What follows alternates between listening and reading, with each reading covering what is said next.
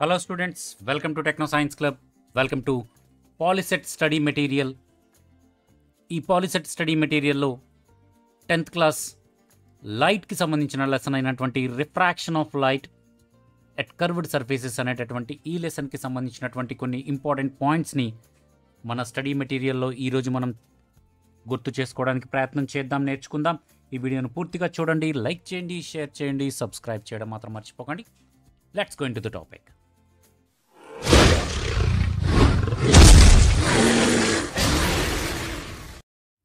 Welcome back friends, welcome back to POLYCET study material refraction of light at curved surfaces అనేటటువంటి ఈ లెసన్లో కొన్ని important పాయింట్స్ని మనం ఈరోజు చూద్దాం.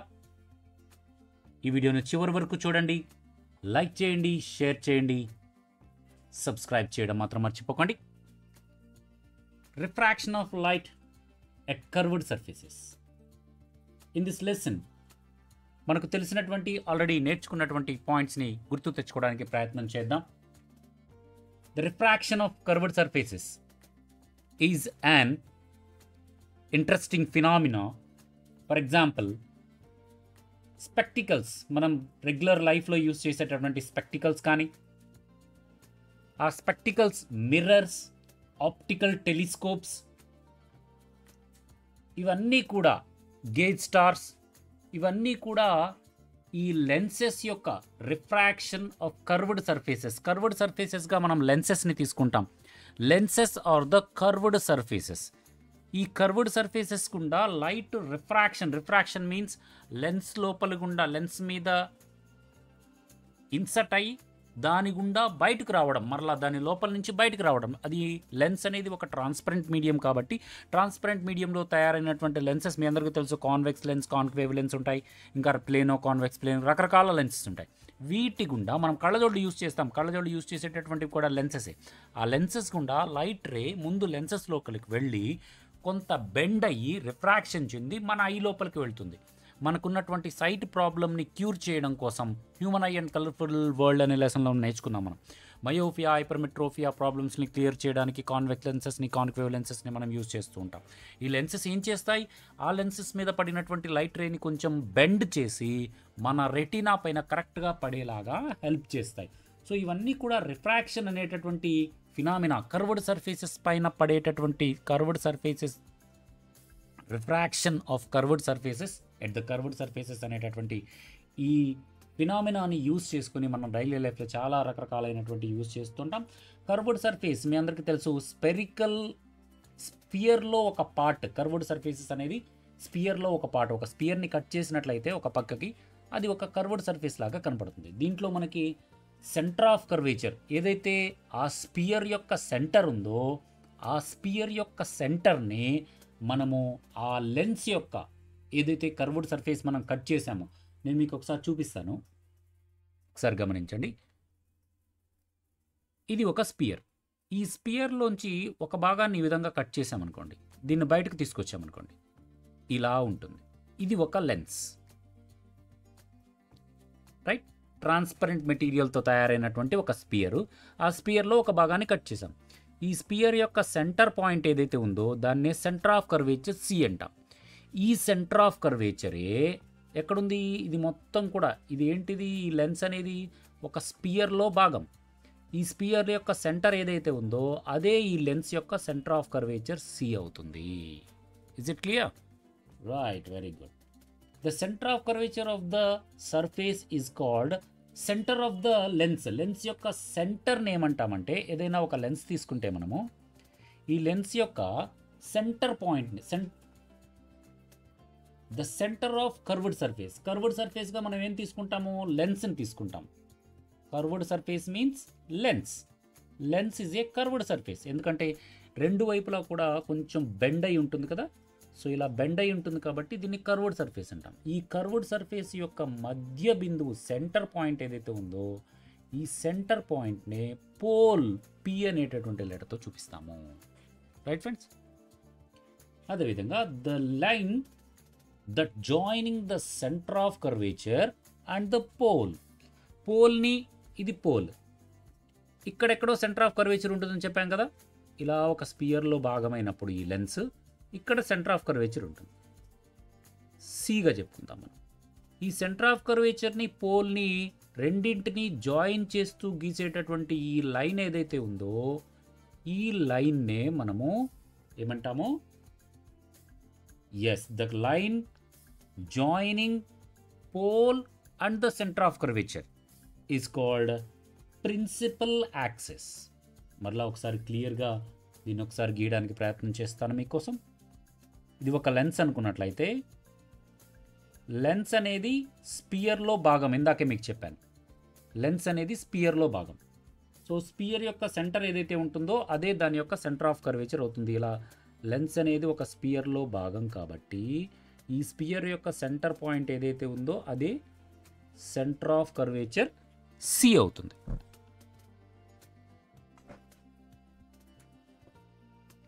ఈ సెంటర్ ఆఫ్ కర్వేచర్ని ఈ పోల్ ఇందాక మనం చెప్పుకున్నాం, పి పోల్ అని చెప్పుకున్నాం కదా. లెన్స్ యొక్క కర్వ్డ్ సర్ఫేస్ యొక్క సెంటర్ పాయింట్నే మనము పోల్ పి అని చెప్పుకున్నాం. ఈ పోల్ పిని మరియు సెంటర్ ఆఫ్ కర్వేచర్ని రెండింటిని కలుపుతూ గీచేటటువంటి ఈ గీతనే మనము principal axis, underline, principal axis అని చెప్పి, రైట్. నెక్స్ట్ ఇదే ఇక్కడ చూడండి డయాగ్రామ్. ఇది ఒక లెన్స్. ఈ లెన్స్ అనేది ఒక స్పియర్లో భాగం. దీని సెంటర్ ఆఫ్ కర్వేచర్ ఇది, రైట్. ఈ సెంటర్ ఆఫ్ కర్వేచర్ని మధ్యలో ఉన్నటువంటి పోల్ మధ్య బిందువు ఏదైతే ఉందో ఈ పాయింట్నే మనము పి పోల్గా చెప్తాం. ఈ పోల్ని సెంటర్ ఆఫ్ కర్వేచర్ని రెండింటిని కలుపుతూ గీచేటటువంటి ఈ రే ఏదైతే ఉందో దీన్నే మనము ప్రిన్సిపల్ యాక్సిస్ అని చెప్తాం, రైట్. ఏదైనా ఒక లైట్ రే ప్రిన్సిపల్ యాక్సిస్ గుండా వెళితే ఎలాంటి డీవియేషన్కి గురి కాదు. పోల్ గుండా వెళ్ళినా, సెంటర్ ఆఫ్ కర్వేచర్ గుండా వెళ్ళినా, ప్రిన్సిపల్ యాక్సిస్ పైన వెళ్ళినా ఎలాంటి డీవియేషన్కి గురి కాదు. ఒక ఓ అంటే ఏంటంటే ఇక్కడ ఆబ్జెక్ట్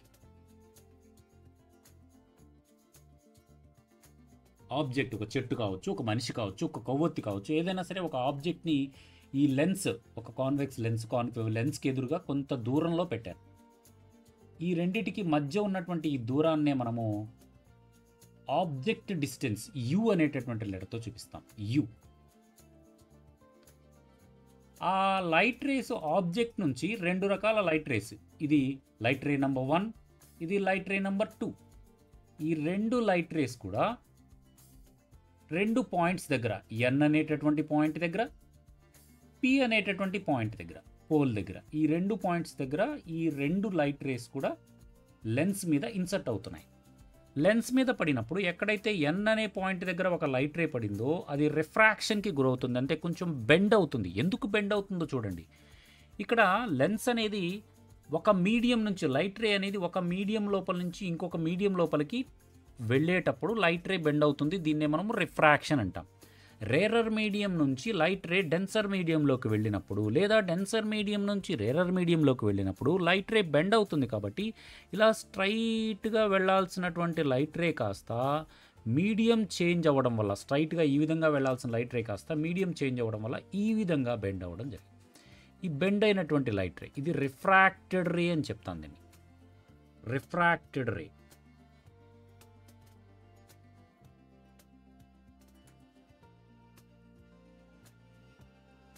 రిఫ్రాక్టెడ్ రేగా చెప్తాం.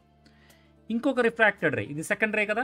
ఈ సెకండ్ రే ప్రిన్సిపల్ యాక్సిస్ గుండా వెళుతోంది లేదా పోల్ గుండా వెళుతోంది కాబట్టి ఎలాంటి డీవియేషను, ఎలాంటి రిఫ్రాక్షన్ జరగదు, స్ట్రైట్గా వెళ్ళిద్ది. ఇది ఒక రే, ఇది కూడా రిఫ్రాక్టెడ్ రే నంబర్ 2. ఇది రిఫ్రాక్టెడ్ రే నంబర్ 1, ఇది రిఫ్రాక్టెడ్ రే నంబర్ 2. ఇవి రెండు కూడా ఒక పాయింట్ దగ్గర కలుసుకుంటున్నాయి, చూసారా.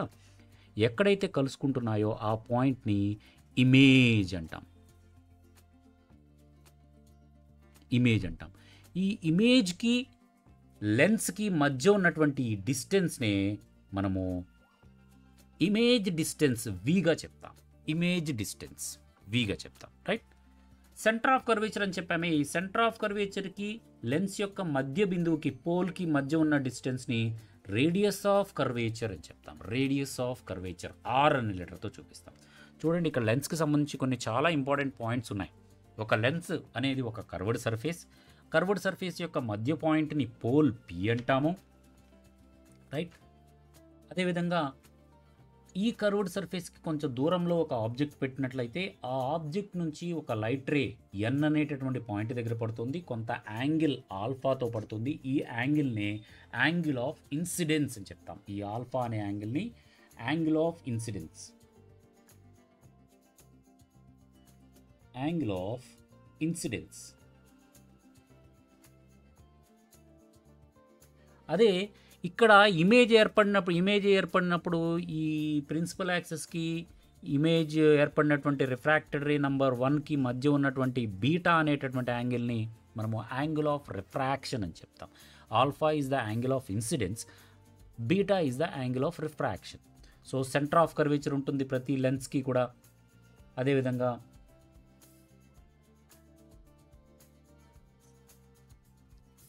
సెంటర్ ఆఫ్ కర్వేచర్ ఉంటుంది, పోల్ ఉంటుంది.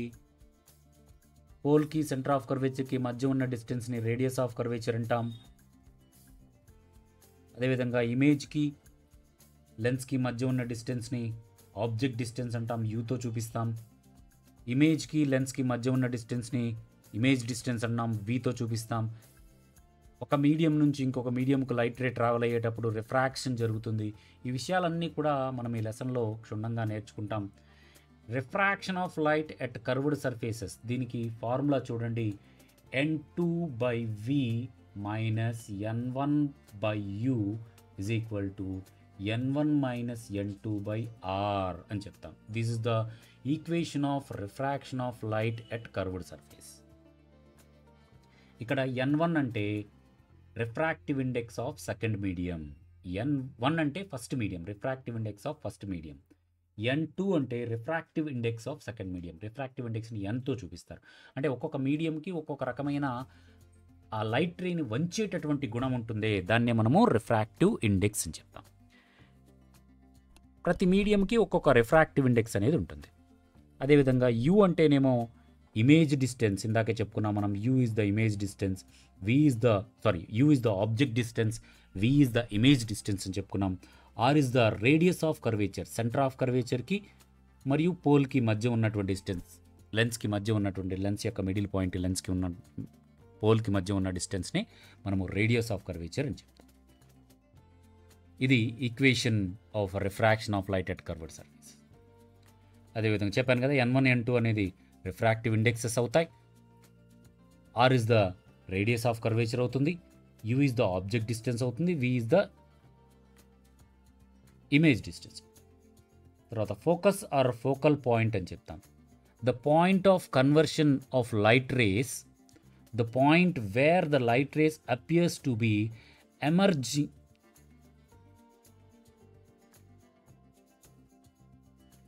మీట్ అయ్యేటటువంటి పాయింట్ ఏదైతే ఉందో దాన్ని ఫోకల్ పాయింట్ అంటాం. ఎలా అంటే ఒక లైట్ రేస్ ఈ విధంగా వచ్చి ఒక లెన్స్ తీసుకుందాం మనం. ఒక లెన్స్ తీసుకుంటే ఎక్కడి నుంచో కొన్ని లైట్ రేస్ వస్తున్నాయి, ఎక్కడి నుంచన్నా రానివ్వండి, ఆబ్జెక్ట్ నుంచి లైట్ రేస్ వస్తున్నాయి. ఈ లైట్ రేస్ అన్నీ కూడా, ఇది ప్రిన్సిపల్ యాక్సెస్, ఈ లైట్ రేస్ అన్నీ కూడా ఒక పాయింట్ దగ్గర మీట్ అవుతాయి, సేమ్ పాయింట్ దగ్గర మీట్ అవుతాయి. ఆ మీట్ అయ్యేటటువంటి ఆ పాయింట్ని మనము ఫోకల్ పాయింట్ లేదా ఫోకస్ అని చదువుతాం. ఈ పాయింట్ ఏదైతే ఉందో ఈ పాయింట్నే మనము ఫోకల్ పాయింట్ లేదా ఫోకస్ అంటాం. ఒక లెన్స్ గుండా లైట్ రేస్ వెళ్ళినప్పుడు, జనరల్గా చెప్పాలంటే కాన్వెక్స్ లెన్స్ గుండా లైట్ రేస్ వెళ్ళినప్పుడు ఆ లైట్ రేస్ అన్నీ కూడా ఒక చోట మెర్జ్ అవుతాయి. ఆ మెర్జ్ అయ్యేటటువంటి పాయింట్నే మనము ఫోకల్ పాయింట్గా చెప్తాం. ఆ ఫోకల్ పాయింట్కి లెన్స్కి మధ్య ఉన్న డిస్టెన్స్ని ఫోకల్ లెంత్ అంటాం. ఫోకల్ పాయింట్కి లెన్స్కి మధ్య ఉన్నటువంటి ఈ డిస్టెన్స్ ఏదైతే ఉందో, ఈ లెన్స్కి ఫోకల్ పాయింట్కి మధ్య ఈ డిస్టెన్స్ ఏదైతే ఉందో దాన్ని ఫోకల్ లెంత్ అని చదువుతాం. ఒక లెన్స్కి రెండు వైపులా 2 ఫోకల్ పాయింట్స్ ఉంటాయి. ఈ ఫోకల్ పాయింట్ ఎంతైతే దూరం ఉందో దానికి డబల్ డిస్టెన్స్ని మనము, ఆ డబల్ డిస్టెన్స్ దగ్గర మనకి సెంటర్ ఆఫ్ కర్వేచర్ ఉంటుంది. Focal point are equidistance from the centre, that means pole of the lens, centre of the lens. Lens యొక్క సెంటర్ పాయింట్ నుంచి రెండు వైపులా ఉన్నటువంటి ఫోకల్ పాయింట్స్ రెండు కూడా F1 F2 రెండు సైడ్స్లో ఉన్నాయి కూడా సేమ్ డిస్టెన్స్లో ఉంటాయి. అదే distance between the focal points 2F1 is equal to 2F2 రెండు కూడా ఈక్వల్గా ఉంటాయి, twice of the focal length. ఇక్కడ మీకు బిహేవియర్ ఆఫ్ లైట్ రే ఒక లెన్స్ మీద పడినప్పుడు ఏ విధంగా బిహేవ్ చేస్తుంది. ఏ రే ఈజ్ అన్డీవియేటెడ్, ఎలాంటి వంకర ఎలాంటి డీవియేషన్కి గురి కాదు, ఎలాంటి రిఫ్రాక్షన్కి గురి కాదు. ఎప్పుడంటే passing through the principal axis, passing through the optical centre. ఇవి రెండు సందర్భాలలో లైట్ రే ఎలాంటి డీవియేషన్కి గురి కాదు, ఎలాంటి రిఫ్రాక్షన్ చెందదు. గమనించాలి. ప్రిన్సిపల్ యాక్సెస్ మీదుగా వెళ్ళిన ఆప్టికల్ రెండు కూడా ఒకటే దాదాపుగా. ప్రిన్సిపల్ యాక్సెస్ మీదుగా వెళ్తుంది అంటేనే ఆప్టికల్ సెంటర్ గుండా వెళ్తుంది అని అర్థం. ఆప్టికల్ సెంటర్ గుండా వెళ్తుంది అంటే ప్రిన్సిపల్ యాక్సెస్ గుండా వెళ్తుంది అని అర్థం. ఒక లెన్స్ తీసుకుంటే ఏదైనా ఒక లైట్ రే, ఇది ప్రిన్సిపల్ యాక్సెస్, ఒక లైట్ రే ప్రిన్సిపల్ యాక్సెస్ గుండా వెళుతుంది అంటే కంపల్సరీగా మధ్య బిందువు అయినటువంటి పోల్ గుండా వెళుతుందని అర్థం. పోల్ గుండా వెళుతుంది అంటే ప్రిన్సిపల్ యాక్సెస్ గుండా వెళుతుందని అర్థం. ఈ లైట్ రే ఎలాంటి డీవియేషన్కి గురి కాదు, రైట్? ఎలాంటి వంకర చెందకుండా స్ట్రైట్గా వెళ్ళిపోతుంది, కొంచెం కూడా బెండ్ అవ్వదు. తర్వాత the ray travelling parallel to the principal axis. ఏ రేస్ అయితే ప్రిన్సిపల్ యాక్సెస్కి ప్యారలల్గా వెళుతున్నాయో అవన్నీ కూడా ఎక్కడ కన్వర్జ్ అవుతాయి? ఫోకస్ దగ్గర కన్వర్జ్ అవుతాయి. ఎట్లా అంటే మీకు చూపిస్తాను. ఒక లెన్స్ తీసుకుంటే కాన్వెక్స్ లెన్స్, వేసేటప్పుడు కొంచెం రైటింగ్ నీట్గా లేకపోవచ్చు డయాగ్రాము, గమనించండి, దాంట్లో విషయాన్ని అర్థం చేసుకోండి. ఎక్కడి నుంచో ఒక లైట్ రేస్ వస్తున్నాయి కొన్ని. ఈ లైట్ రేస్ అన్నీ కూడా కాన్వెక్స్ లెన్స్ మీద పడి రిఫ్రాక్షన్ చెంది మిడిల్ పాయింట్ దగ్గర, ఒక సెంటర్ పాయింట్ దగ్గర అన్ని లైట్ రేస్ కూడా ఒకే చోట కలుసుకుంటాయి. ఈ విధంగా ఈ కలుసుకున్న పాయింట్నే మనము ఫోకల్ పాయింట్ అని చెప్పుకున్నాం. ఒకే చోట మీట్ అవుతాయి. ఈ చూడండి, ఇది ప్రిన్సిపల్ యాక్సెస్. ఈ ప్రిన్సిపల్ యాక్సెస్కి ప్యారలల్గా ఉన్నాయి. ఈ రే కానీ ఈ రే కానీ ఈ రే కానీ ఈ రేస్ అన్నీ కూడా ప్రిన్సిపల్ యాక్సెస్కి ప్యారలల్గా ఉన్నాయి. ప్రిన్సిపల్ యాక్సెస్కి ప్యారలల్గా పడుతున్నటువంటి లైట్ రేసు అన్నీ కూడా ఒక పాయింట్ దగ్గర కన్వర్జ్ అవుతాయి, రైట్? అదే light ray passing through the focus after refraction చెందిన తర్వాత ఫోకస్ పాయింట్ దగ్గర కలుసుకుంటాయి. This path takes a path parallel to the principal axis. This is called a principle of reversibility.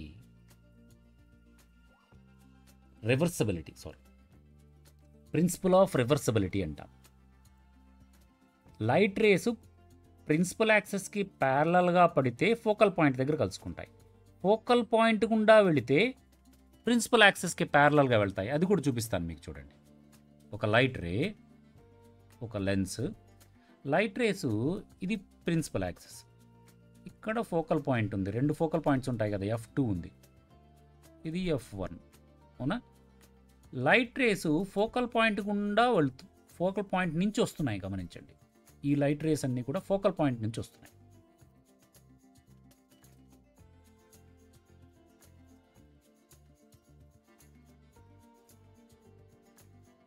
ఈ లైట్ రేస్ అన్నీ కూడా focal point నుంచి వస్తున్నాయి.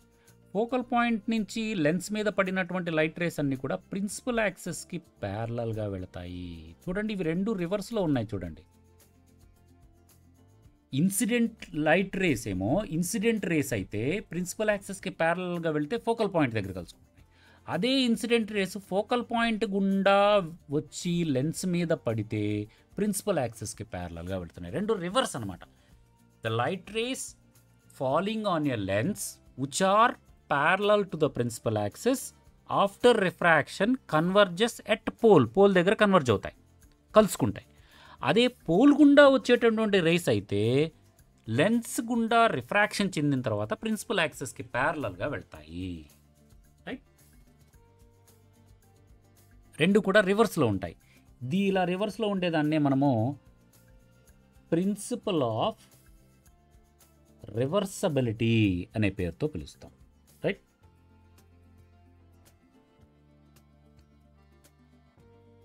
ఇంకొక ఇంపార్టెంట్ అయినటువంటి విషయం, ఒక లైట్ రే మీడియం 1 నుంచి మీడియం 2కి వెళ్తుంది. గమనించండి, ఇక్కడ ఒక లైట్ రే మీడియం 1 నుంచి మీడియం 2కి వెళ్తుంది. ఒక లైట్ రే మీడియం 1 నుంచి మీడియం 2కి వెళ్ళేటప్పుడు ఈ లైట్ రే రిఫ్రాక్షన్ చెందుతుంది. రిఫ్రాక్షన్ చెందుతుంది కదా. మీడియం 1 మీడియం 2 ఈ రెండు రేస్ని గమనించండి. ఈ మీడియం 1 గనక రేరర్ మీడియం అయితే, మీడియం 2 అనేది డెన్సర్ మీడియం అయితే, అంటే రేరర్ మీడియం అంటే పలుచగా ఉండేటటువంటి medium like air.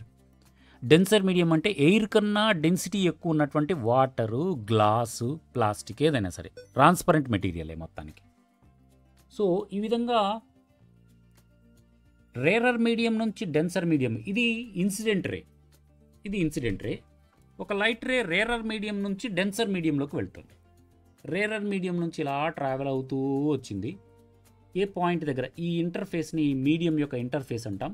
Medium change అయ్యేటటువంటి ప్లేస్ ఏదైతే ఉందో దాన్ని ఇంటర్ఫేస్ అంటాం. ఒక లైట్ రే రేరర్ మీడియం నుంచి వచ్చి, ఇది కూడా రేరర్ మీడియం, డెన్సర్ మీడియంలోకి వెళ్తుంది.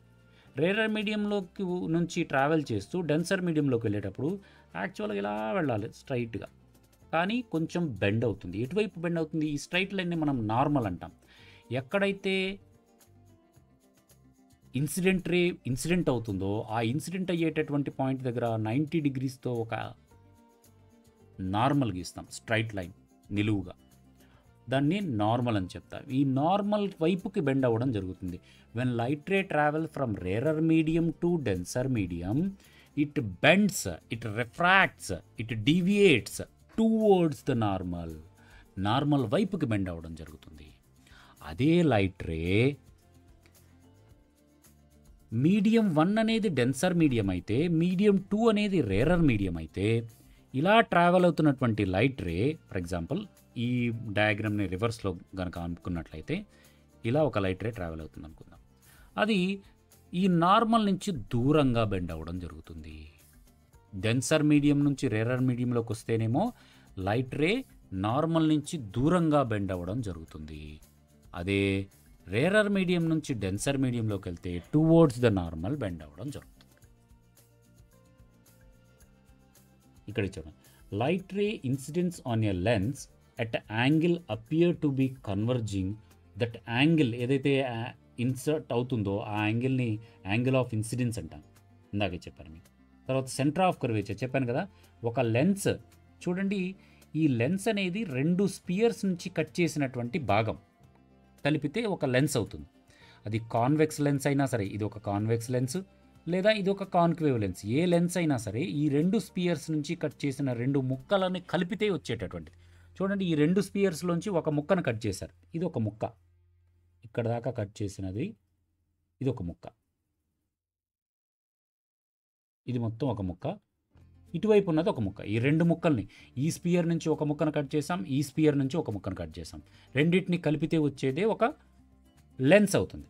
లెన్స్ యొక్క మిడిల్ పాయింట్ని మనము ఆప్టికల్ సెంటర్ అని చెప్తాం. సో సెంటర్ ఆఫ్ కర్వేచర్ ఏదైతే ఈ స్పియర్ యొక్క సెంటర్ పాయింట్ ఏదైతే ఉందో దాన్ని ఆప్టికల్ సెంటర్ సెంటర్ పాయింట్ ఏదైతే ఉందో దాన్ని సెంటర్ ఆఫ్ కర్వేచర్ అంటాము. ఈ సెంటర్ ఆఫ్ కర్వేచర్కి ఆప్టికల్ సెంటర్కి మధ్య ఉన్న డిస్టెన్స్ని రేడియస్ ఆఫ్ కర్వేచర్ అంటాం. ఈ మధ్య ఈ సెంటర్ ఆఫ్ కర్వేచర్ని, ఫోకల్ పాయింట్ని, పోల్ని, ఇటువైపు ఉన్నటువంటి ఫోకల్ పాయింట్ని, ఇటువైపు ఉన్నటువంటి సెంటర్ ఆఫ్ కర్వేచర్ మొత్తాన్ని కలిపి గీసేటటువంటి లేని మనం ప్రిన్సిపల్ యాక్సెస్ అనే పేరుతో పిలుస్తాం. ఇవన్నీ కూడా ఆల్రెడీ చూసాం మనం. ఇవి కాన్వెక్స్ లెన్స్కి ఉంటాయి, కాన్కేవ్ లెన్స్కి కూడా ఫోకల్ పాయింట్ ఉంటుంది, సెంటర్ ఆఫ్ కర్వేచర్ ఉంటుంది, ఆప్టికల్ సెంటర్ మధ్య బిందువు ఉంటుంది. ఇలా లోపలికి ఉబ్బెత్తుగా ఉన్నట్లయితే దీన్ని కాన్కేవ్ లెన్స్ అంటాము. ఇలా బయటికి ఉబ్బెత్తుగా ఉన్నట్లయితే దీన్ని కాన్వెక్స్ లెన్స్ అంటాం. సో సెంటర్ ఆఫ్ కర్వేచర్ని సి అనేటటువంటి లెటర్తో చూపిస్తాం. Distance between the curved surface and the centre of curvature is called radius of curvature అని చెప్తాం. ఆల్రెడీ చూసాం మనం, ఇది చెప్పాము ఆల్రెడీ, మళ్ళీ ఒకసారి గుర్తు తెచ్చుకుందాం ఇంపార్టెంట్ పాయింట్స్. అదేవిధంగా ద లైన్ జాయినింగ్ 2 సెంటర్స్, దీన్ని ప్రిన్సిపల్ యాక్సెస్ అని చెప్తాం. మిడిల్ పాయింట్ని పోల్ లేదా ఆప్టికల్ సెంటర్, దీన్ని ఇంకొక పేరుతో పిలుస్తారు, పోల్ అంటాం. పోల్ అని కూడా పిలుస్తారు, పీగా కూడా ఆప్టికల్ సెంటర్ అని కూడా అంటారు. Optical centre.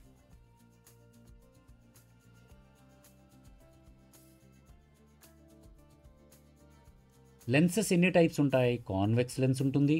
మెయిన్గా 2 types, convex lens, concave lens. దీంట్లో ప్లేనో కాన్వెక్స్ ఉంటుంది, ప్లేనో కాన్కేవ్ ఉంటుంది. కాన్వెక్స్ కాన్కేవ్ కూడా 5th టైప్ కూడా ఉంటుంది యాక్చువల్లీ. కాన్వెక్స్ లెన్స్ ఎలా ఉంటుంది చూడండి. ఒక కాన్వెక్స్ లెన్స్ ఈ విధంగా ఉంటుంది. 2 వైపులా కూడా ఉబ్బెత్తుగా ఉండేటటువంటి సర్ఫేసెస్ ఉంటాయి. మధ్య పాయింట్ని మనము ఆప్టికల్ సెంటర్ అంటాం. ఎక్కడి నుంచో దూరంగా వస్తున్నటువంటి ప్రిన్సిపల్ యాక్సెస్కి ప్యారలల్గా పడుతున్నటువంటి లైట్ రేసు ఈ లెన్స్ గుండా లెన్స్ లోపలికి వెళ్ళిన వెంటనే ఇలా బెండ్ అవ్వడం జరుగుతుంది, రిఫ్రాక్షన్ చెందుతాయి. ఈ 5 రేస్ కూడా రిఫ్రాక్షన్ చెంది ఈ ఫోకల్ పాయింట్ దగ్గర మీట్ అవుతున్నాయి. గమనించండి, లెన్స్ యొక్క రెండో వైపు ఫోకల్ పాయింట్ దగ్గర మీట్ అవ్వడం జరుగుతుంది. ఇది కాన్వెక్స్ లెన్స్.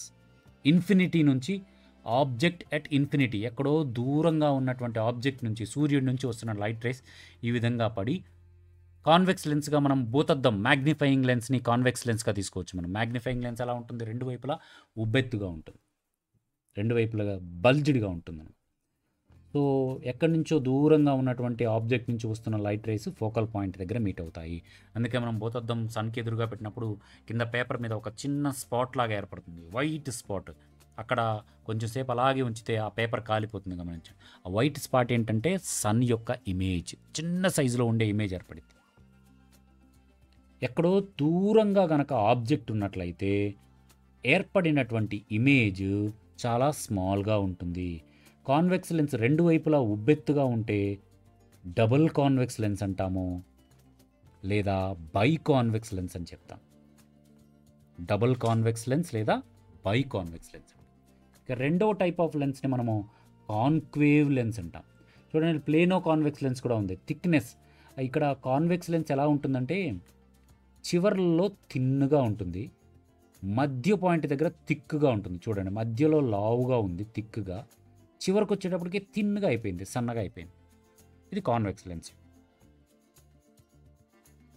దీన్ని కాన్వెక్స్ లెన్స్కి ఇంకొక పేరు కన్వర్జింగ్ లెన్స్ అని కూడా పిలుస్తారు. ఎందుకు కన్వర్జింగ్ లెన్స్ అంటాము? ఈ లైట్ రేస్ మొత్తాన్ని కూడా రిఫ్రాక్షన్ చెందిన తర్వాత ఒక పాయింట్ దగ్గర మీట్ అయ్యేటట్టు చేసింది కదా, ఈ లెన్సే కదా చేసింది.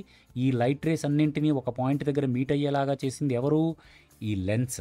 కాబట్టి ఈ లెన్స్ని కన్వర్జ్ మీన్స్ ఒక పాయింట్ దగ్గర కేంద్రీకరించబడ్డాన్ని కన్వర్షన్ అంటాం. ఇలా కన్వర్జ్ చేసేటటువంటి లెన్స్ కాబట్టి దాన్ని కాన్వెక్స్ లెన్స్ అని చెప్తాం, లేదా కన్వర్జింగ్ లెన్స్ అనే పేరుతో కూడా పిలుస్తాం. నెక్స్ట్ ఇది ప్లేనో కాన్వెక్స్ లెన్స్.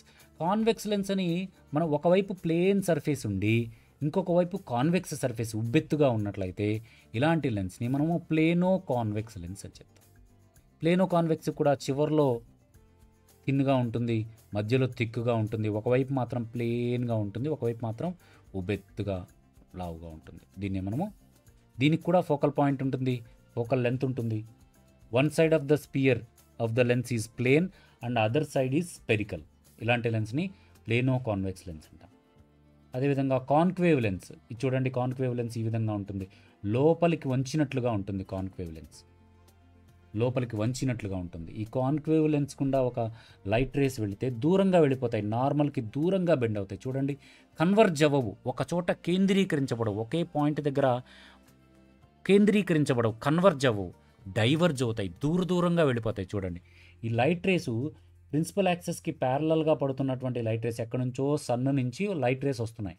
ఈ సన్ నుంచి వస్తున్నటువంటి లైట్ రేసు ప్రిన్సిపల్ యాక్సెస్కి ప్యారలల్గా స్ట్రైట్గా వస్తున్నటువంటి లైట్ రేసు ఈ కాన్కేవ్ లెన్స్ మీద పడిన వెంటనే దూరంగా ఇటువైపు ఒకటి వెళ్ళిపోయింది, ఇటువైపు ఒకటి వెళ్ళిపోయింది, ఇలా దూరంగా ఒకదాంతో ఒకటి సంబంధం లేకుండా డైవర్జ్ అయిపోతాయి, దూరంగా వెళ్ళిపోతాయి.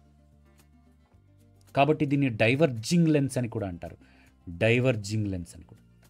రైట్, దీనికి మిడిల్ పాయింట్ సన్నగా ఉంటుంది. చూడండి, థిక్నెస్ చూడు, మిడిల్ దగ్గర థిక్నెస్ తక్కువగా ఉంది, చివర్లో సెంటర్లో థిక్నెస్ తక్కువ, చివరికి వచ్చేటప్పటికే థిక్నెస్ ఎక్కువగా ఉంటుంది. ఎడ్జిల్లో థిక్నెస్ ఎక్కువగా ఉంటుంది, మిడిల్లో థిక్నెస్ తక్కువగా ఉంటుంది. కాన్కేవ్ లెన్స్కి బాగా గుర్తుంచుకోండి, కన్ఫ్యూజ్ అవ్వద్దు. కాన్కేవ్ లెన్స్ లోపలికి వంగినట్లుగా ఉంటుంది, మధ్యలో థిక్నెస్ తక్కువగా ఉంటుంది, ఎడ్జెస్లో థిక్నెస్ ఎక్కువగా ఉంటుంది. దాన్నే మనము కాన్కేవ్ లెన్స్ అంటాం. అలా కాకుండా 2 వైపులా ఉబ్బెత్తుగా ఉంటే కాన్వెక్స్ లెన్స్. ఈ కాన్కేవ్ లెన్స్లో కూడా ప్లేనో కాన్కేవ్ లెన్స్ ఉంది. పూర్తిగా సరిపోలా నేను వేస్తాను. ఒకవైపు ప్లేన్గా ఉంటుంది, చూడండి, ఒకవైపు ప్లేన్గా ఉంటుంది, ఇంకొక వైపు కర్వ్డ్ సర్ఫేస్, కాన్కేవ్ సర్ఫేస్ ఉంటుంది. ఇలా లోపలికి ఉండేటటువంటి ఈ సర్ఫేస్ని మనము కాన్కేవ్ సర్ఫేస్ అంటాం. కాన్కేవ్ సర్ఫేస్, ఒకవైపు కాన్కేవ్ సర్ఫేస్ ఉంటుంది, ఒకవైపు ప్లేన్ సర్ఫేస్ ఉంటుంది. దీన్ని ప్లేనో కాన్కేవ్ అంటాం. చూడండి, ఈ కాన్వెక్స్ లెన్సెస్ పైన డిఫరెంట్ ప్లేసెస్లో ఆబ్జెక్ట్లు ఉన్నప్పుడు డిఫరెంట్ పాయింట్స్ దగ్గర ఇమేజెస్ ఏర్పడతాయి. ఆబ్జెక్ట్ అట్ ఇన్ఫినిటీ ఉన్నప్పుడు ఫోకల్ పాయింట్ దగ్గర ఇమేజ్ ఏర్పడడం జరుగుతుంది.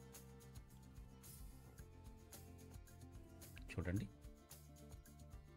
ఎక్కడి నుంచో దూరంగా ఉన్నటువంటి ఆబ్జెక్ట్ నుంచి లైట్ రేస్ వస్తుంటే అవన్నీ కూడా ఈ కాన్వెక్స్ లెన్స్ గుండా రిఫ్రాక్షన్ చెంది ఒక పాయింట్ దగ్గర మీట్ అవుతున్నాయి. Right? If the object is at infinity, it will converge at focal point.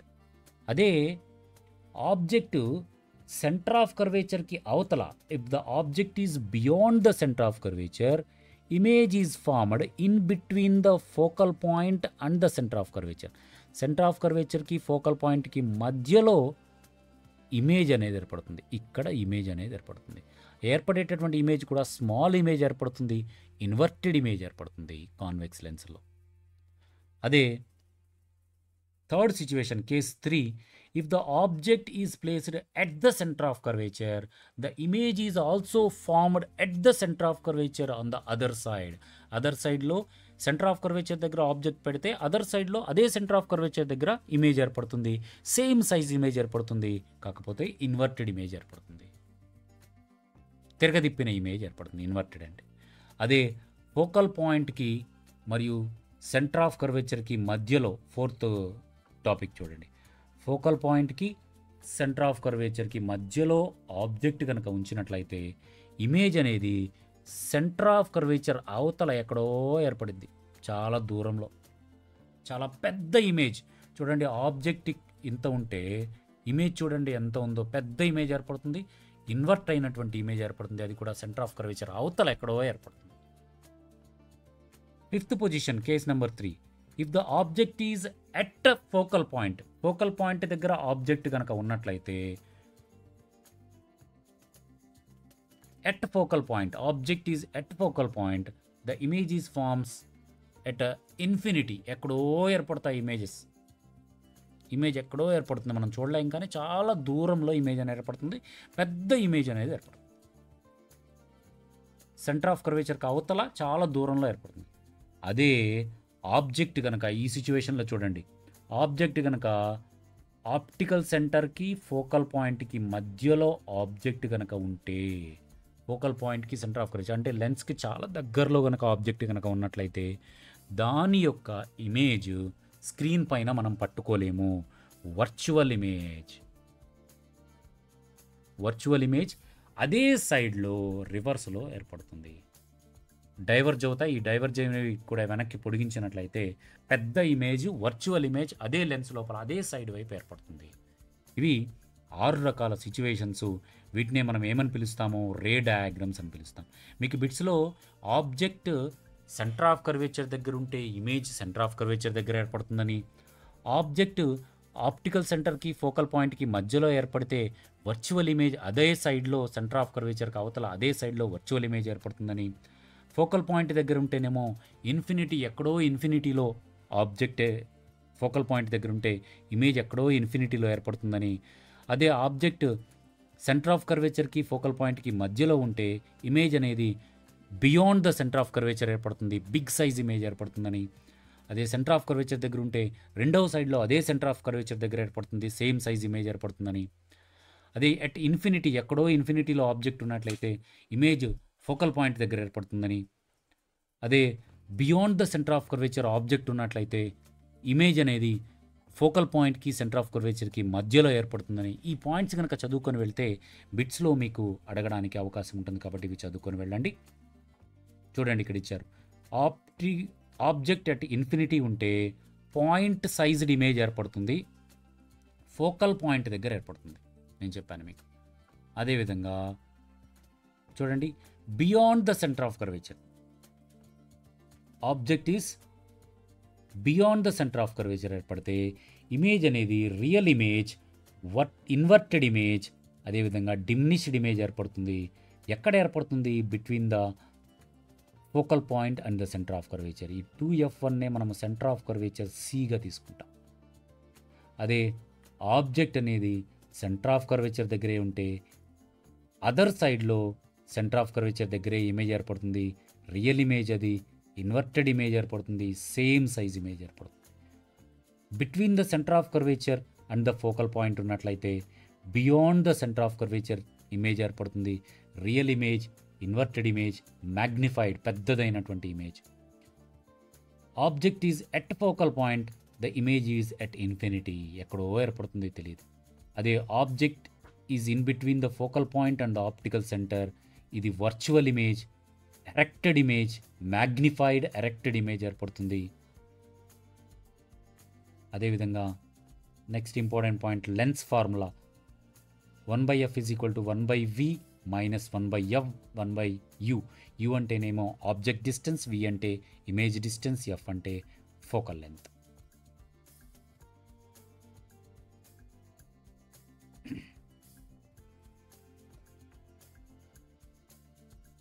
Lens makers formula కూడా ఇంపార్టెంట్ అండి. లెన్స్ మేకర్స్ ఫార్ములా గమనించినట్లయితే R1 R2 is the radius of curvatures. Lens makers formula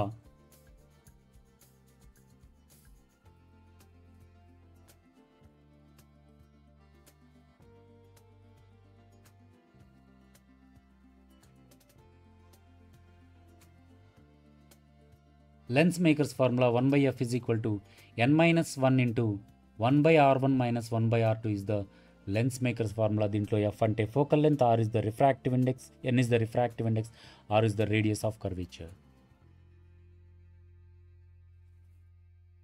convex lens అంటే convex lens behaves as a converging lens and convex కాదు, ఇది concave. Actually concave lens behaves as a diverging lens. Multiple choice క్వశ్చన్స్ని already మనం practice చేసాం. దీంట్లో కూడా కొన్ని multiple choice questions ఉన్నాయి, అంతకుముందు వీడియోలో చూసాం. నెక్స్ట్ వీడియోలో మనము ఈ లెసన్కి సంబంధించినటువంటి కొన్ని ఫిల్ ఇన్ ద బ్లాంక్స్ని మనము చెప్పుకోవడానికి ప్రయత్నం చేద్దాం. దాదాపుగా అన్ని రకాలైనటువంటి ఈ స్టడీ మెటీరియల్లో refraction of light at curved surface అనేటటువంటి ఈ లెసన్కి సంబంధించి మెయిన్ పాయింట్స్, కొంచెం వీడియో లెందీ అయినప్పటికీ కూడా ఆల్రెడీ మనం చదువుకున్నటువంటి పాయింట్స్ అన్నింటినీ మీకు ఒకసారి గుర్తు చేశానని అనుకుంటాను. ఈ గుర్తు చేసిన తర్వాత మనము ప్రాక్టీస్ టెస్ట్లోకి వెళ్తే చాలా బాగా అర్థమై మంచిగా సమాధానాలు చెప్తాం. మన మైండ్లో బాగా గుర్తుంటాయి. ఎంత బాగా గుర్తుంటే మనం పాలిసెట్లో అంత బాగా ఆన్సర్ చేయగలుగుతాం. ఎంత బాగా ఆన్సర్ చేస్తే అన్ని మంచి మార్కులు వస్తాయి. ఎన్ని మంచి మార్కులు వస్తాయి అంత మంచి కాలేజీలో సీట్ వస్తుంది. ఎంత మంచి కాలేజీలో మీరు చదువుకుంటే అంత మంచి ఇంజనీర్ అవుతారు. ఎంత మంచి ఇంజనీర్ అయితే అంత మంచి జాబ్ వస్తుంది. ఎంత మంచి జాబ్ వస్తే అంత మంచి ఎక్కువ శాలరీ వస్తుంది. ఎంత ఎక్కువ శాలరీ, ఎంత ఎక్కువ స్టేటస్ వస్తే అంత బాగా మీరు సెటిల్ అవుతారు. సో మీ అందరూ కూడా మంచిగా సెటిల్ అవ్వాలని, మంచిగా ఉద్యోగం తెచ్చుకోవాలని, మంచి శాలరీతో మంచి ఇంజనీర్ అవ్వాలని, మంచిగా సెటిల్ అవ్వాలని 10th క్లాస్లో పాలిసెట్లో మంచి ర్యాంక్ సాధించాలని కోరుకుంటూ టెక్నో సైన్స్ క్లబ్ తరపున ఆల్ ది బెస్ట్ చెప్తున్నాం.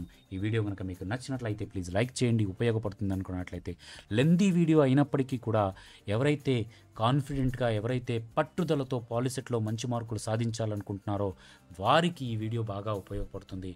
సో లాస్ట్ వరకు చూసిన మీ అందరికీ కూడా ధన్యవాదాలు. Thank you for watching. Next వీడియోలో ఈ లెసన్కి సంబంధించి రిఫ్రాక్షన్ ఆఫ్ లైట్ లెసన్కి సంబంధించి కొన్ని ఫిల్ ఇన్ ద బ్లాంక్స్ బిట్స్తో మనం కలుసుకుందాం. అంతవరకు ధన్యవాదాలు. Thank you for watching. జై హింద్, వందే మాతరం.